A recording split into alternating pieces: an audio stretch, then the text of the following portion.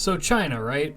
It's a powerhouse of the world and economically important to so many places for its manufacturing ability. China also has an incredibly rich history and mythology with some of the most ridiculous stories that I've ever read. Early Chinese history is the land of extremes. It has some of the world's bloodiest ancient battles with millions dying on both sides, tales of wizards that didn't want to pay taxes so they started rebellions, a hell that has a trial where the challenge is to stand on one leg, and an assassination attempt so comedic it's hard to believe that it actually happened. For today we're going to be focusing on that last one because had the assassination attempt really gone through, China as we know it may have never existed. Let's set the stage, shall we? The year is 230 BCE. China is currently in the process of being conquered by King Zheng, who dreamed of uniting all of China under his banner of the Qin. He commanded the most superior military force in China at the time and was slowly encroaching upon the other 7 Chinese states. Any who offered him resistance were crushed beneath his might. He began his conquest with a show of force by eliminating the state of Han, then doing the exact same thing some years later to the state of Zhao. This put the state of Yan in the direct line of fire of the Qin. In a diplomatic effort, the king of Yan sent his son, the crown prince Dan, over to the Qin as a peace offering. But upon being returned to the Yan, Prince Dan essentially said, nah, we're screwed. Enter Jing.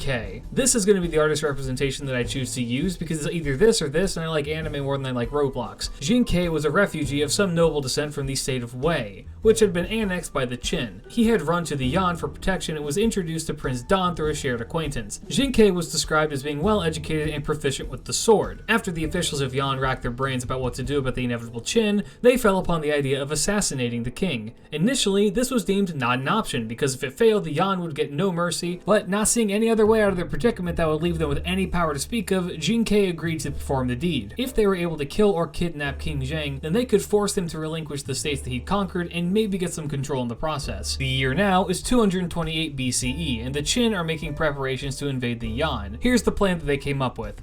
Jing was to show up, dressed as a noble, begging for mercy with a map of the land of Dukang, which was a part of the Yan territory, but the Qin had been eyeing it because it was a great agricultural spot. He was also to bring with him the severed head of one of the Qin's generals who had defected, a man named Huan Yi. Jing was given the sharpest, most poisonous dagger in the land and was to hide it inside a scroll until the right moment. Then, once he was close enough, he'd lunge at the king and stab him and all of China would be saved, or something. Now, I'm not a military strategist, but I have played Hearthstone for the last 8 years, and even I can see this is an enormous misplay, and we're just at the beginning. So, first things first, they needed Huan Yi's head. Jing himself went to the general and told him the plan, and the general was like, oh, I'm totally in, and then killed himself so he could donate his head to the cause. Let me reiterate that.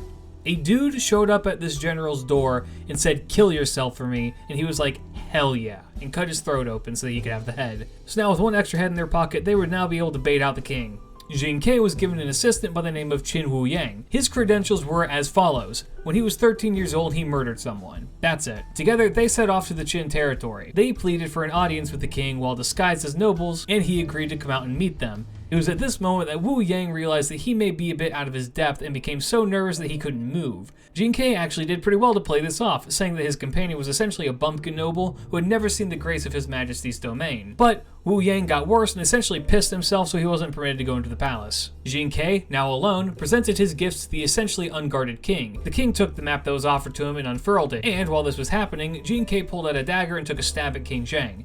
Miraculously, the king managed to back away in time without getting hit. Realizing what was happening, he ran and attempted to unsheath the sword that he had at his side, but because it was a ceremonial sword, it was actually too long to be removed while moving, and if he stopped moving, Jing would catch up to him and stab him. Jing tried again for another stab, but missed, and eventually King Zheng hid behind a pillar. In an actual real-life account of Looney Tunery, King Zheng did the pillar peek joke to avoid being killed by an assassin. The commotion of the whole ordeal had alerted some of the courtesans as to what was happening, but all the guards were busy with piss-pants country bumpkin outside, so none could come to assist him fast enough. It was King Zheng's physician who would save the king's life by breaking the Hippocratic Oath by shit-whipping his medical bag at Jing.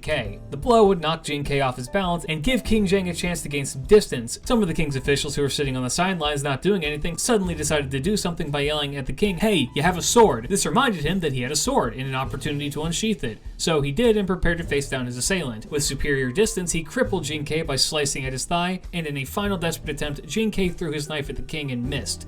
King Zheng then stabbed Jing 8 more times before backing off, mortally wounding him. Jing final act alive was to do the ancient Chinese equivalent of the middle finger, which was to spread his legs in the direction of the king and hurl insults. The The guards finally showed up and finished off Jing and killed Wu Yang as well. King Zheng then went to his throne and nearly passed out from exhaustion, and when he recovered, he thanked his doctor for saving his life in the most impractical way possible that a doctor could. As you may imagine, this pissed off the Qin, who then utterly annihilated the Yan. In an attempt to appease the Qin, the king of Yan had his son, Prince Dan, who had greenlit the whole assassination plot, put to death. But the Qin still came in and disintegrated the entire kingdom. King Zheng would go on to become the first emperor of China, Shi Huangdi or Qin Shi Huang, depending on who you ask. If this cartoon assassination plot had been successful, the entire world would be an entirely different place. While that may seem like an exaggeration, I want you to think about some of the inventions that were developed by the Chinese after they were unified that influence our culture today. Italians wouldn't have pasta, Germany wouldn't have printing, and America wouldn't have guns. While these inventions and their eventual migration to the West, where white people would claim that it was theirs, would have likely happened regardless, the ordering of these changes could have had wild repercussions to our world's history. But that's enough out of me. If you got one thing out of this video, I hope it's that you realize that sometimes truth is stranger than fiction. Hey, thanks for watching. This is a video that is somehow both in and out of my normal wheelhouse in terms of presentation, but this is the only appropriate way to share this kind of information. Comment what you thought, check out my links for my Discord, Twitch, and Twitter. For now, guys, keep your chin up. Peace.